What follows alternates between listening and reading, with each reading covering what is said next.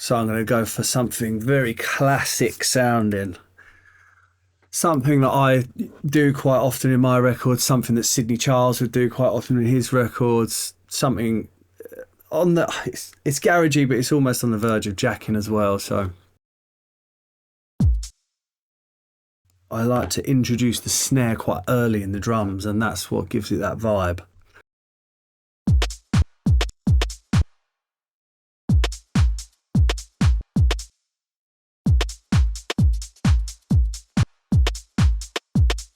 And it's such a classic layout for a garage track.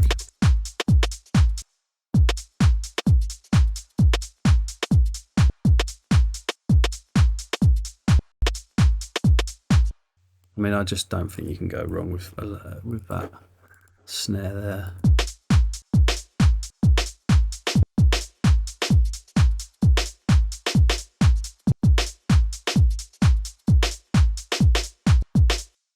Maybe we can move that one over so it's a bit later.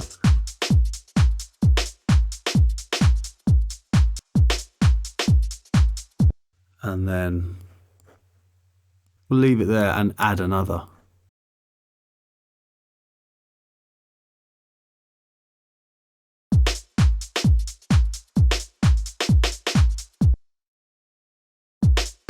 Might be a bit too obvious, but it is quite an obvious change in arrangement. So maybe just to not be as obvious, we can change that.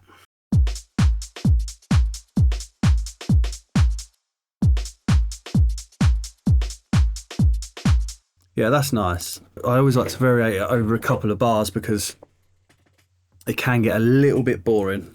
So it's nice to keep it interesting. I actually really like the length on that snare, but I tend to not like to use the release right up the top. I'm not sure why. Maybe I just need to go with it. I like to have the control on the end of the audio file, but this slopes off quite nicely, so we could just smash it all the way up. Now, snares are usually pretty good to find a fundamental frequency, so you know the key of the snare. Now I'm going to play it and it probably won't, but no, so yeah, so that's good. So we've got a fundamental peak there, which is B. I'm in the A sharp, so we just got to pitch that down one, and we've got a tuned snare. And I'm going to tighten it up by EQing some of those low mids out.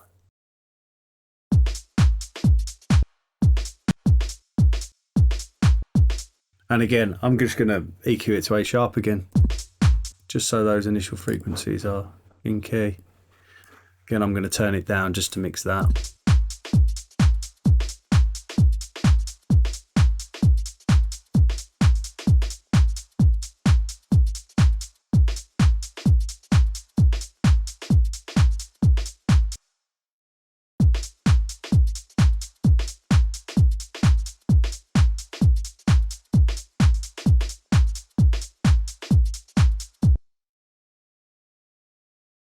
Pull that hat down a little bit. So there's a little frequency in this hat that I'm picking up.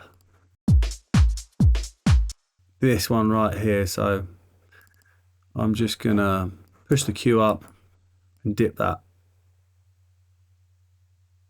3 or 4 dB. It's going in the middle, 3.5.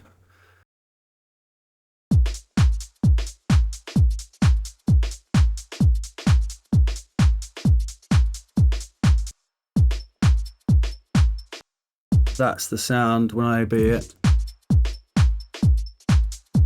That was what I could hear, so now we've got that out.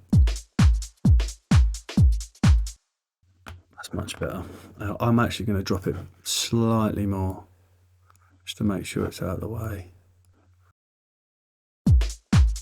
It's those fundamentals that, if they're too much, they definitely need a going over, because they will affect your end mix 100%.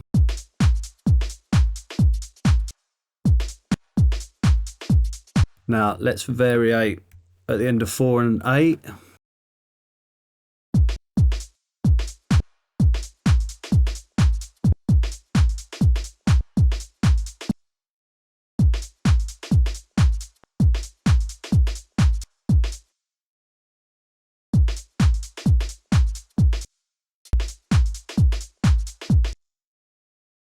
And then on the 8, give it a little bit more.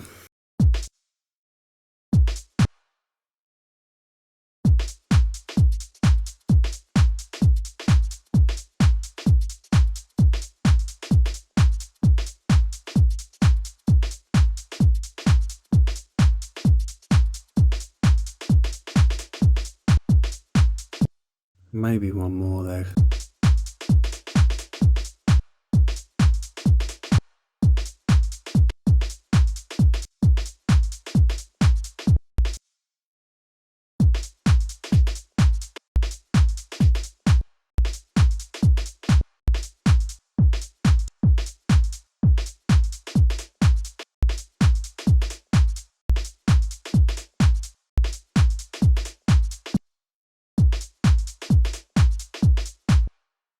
I'm going to leave that one.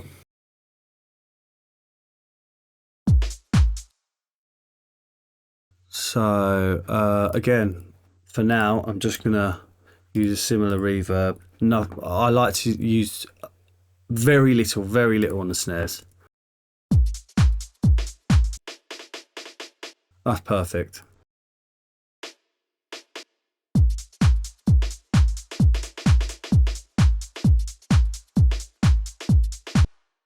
Now, I always, when I'm making garagey records, I like to use 2 snares. So let's pop back into the pack and see if there's anything else.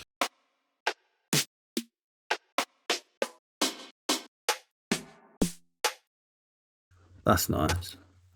Might be a bit short.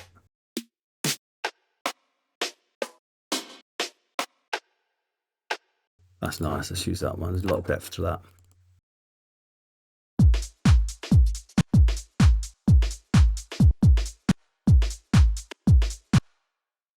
So using a second one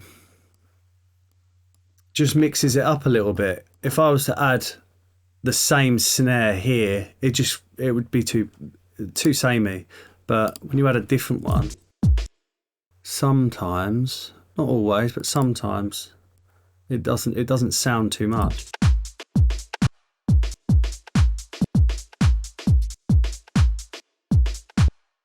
A little bit more release.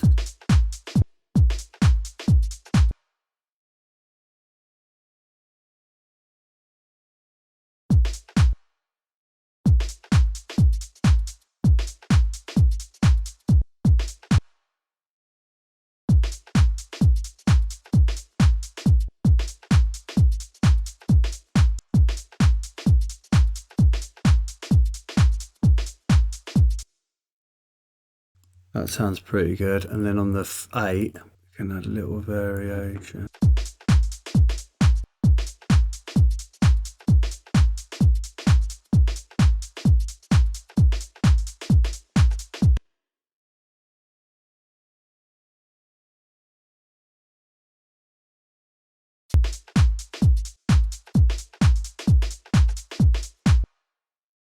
That's pretty nice.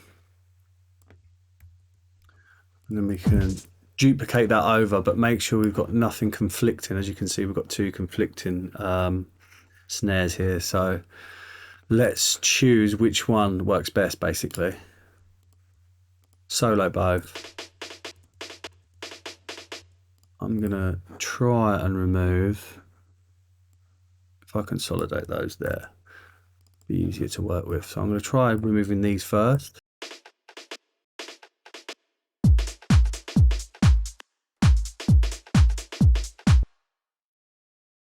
Let's try moving these instead. No, I like removing these, making it a bit more interesting. Again, spectrum. Make sure that, there you go. Make sure that's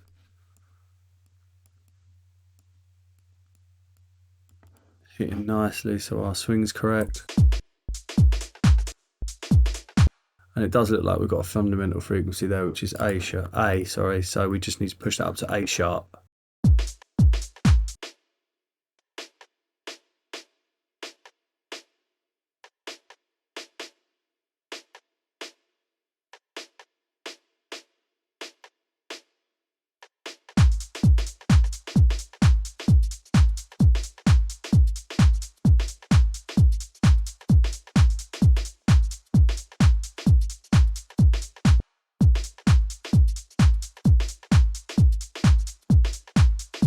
I actually think it could be a bit busier.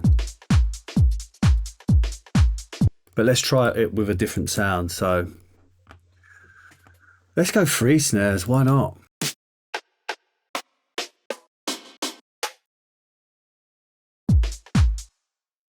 I liked the sound of this one, so let's see if there's a little gap.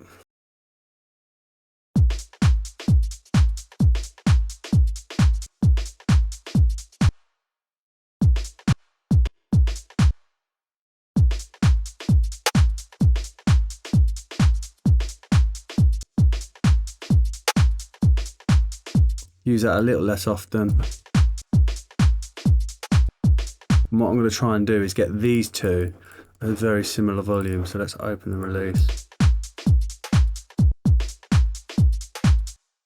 So we've got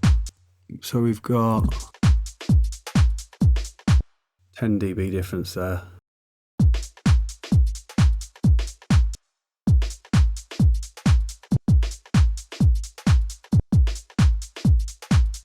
That sounds nice. Never have enough snares by the sound of it.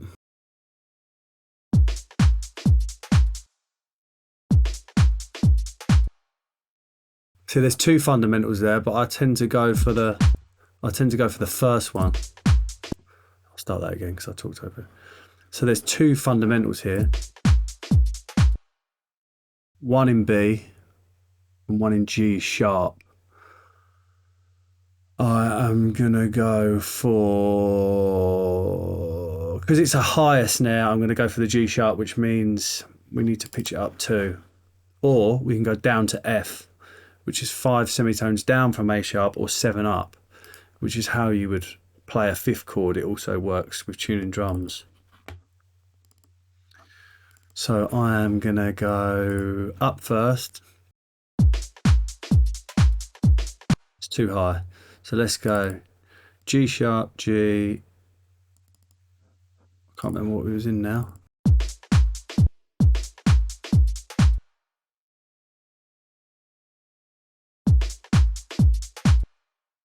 I beg your pardon, that's my eyes. It's a B, so we just need to go down 1. Perfect.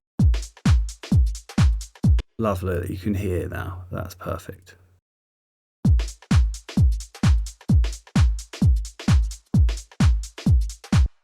I'm going to give it another one here.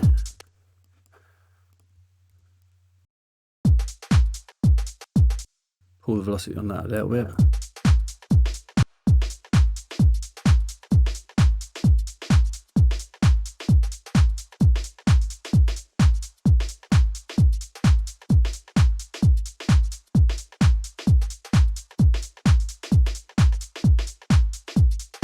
Oh, I don't like that.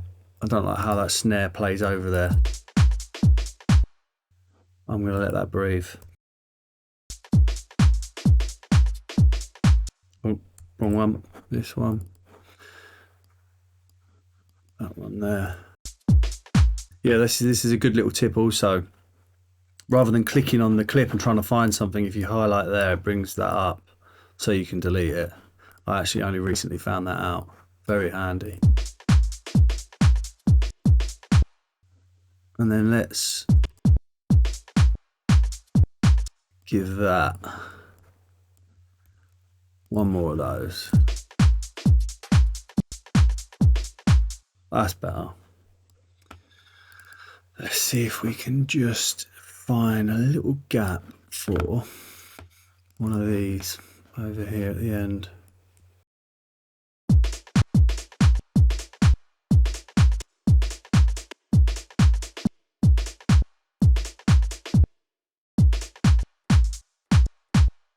I'm gonna go there, see what that sounds like.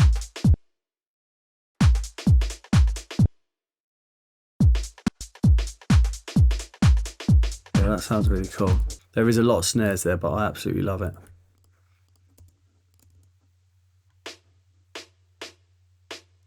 Now I'm just going to solo everything, see what the volume is like on all the snares when they play on their own.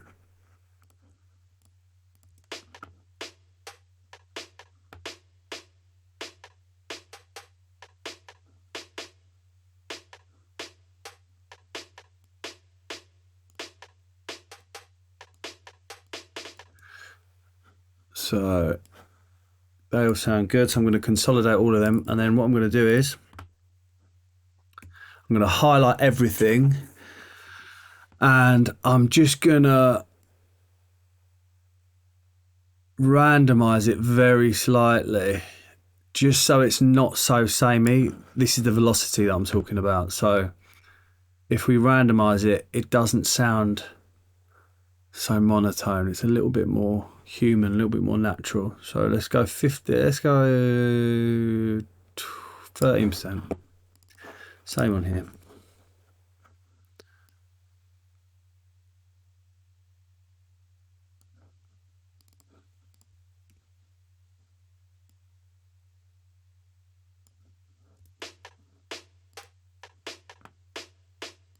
I think I can go more, the main one. Oh.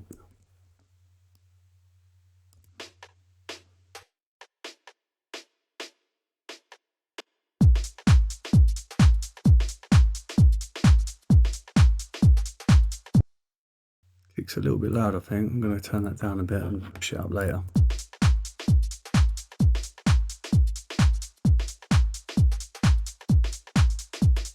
Group all those snares.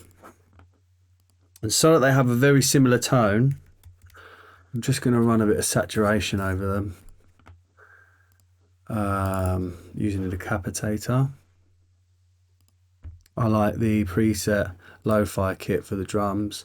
So I like to drive that so that it's in and around this area, peaking not too close to the reds. I don't actually usually have punish on unless I really need it, but in this case I do because it wasn't giving it enough attitude.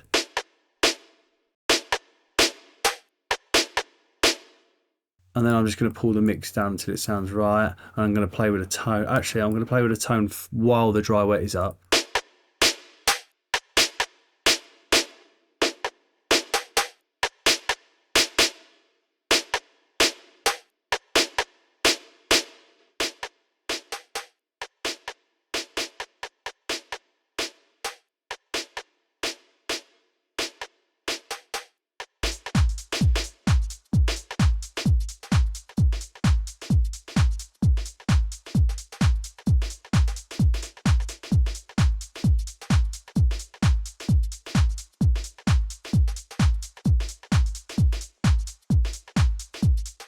Now, I probably would spend a little bit more time mixing that, but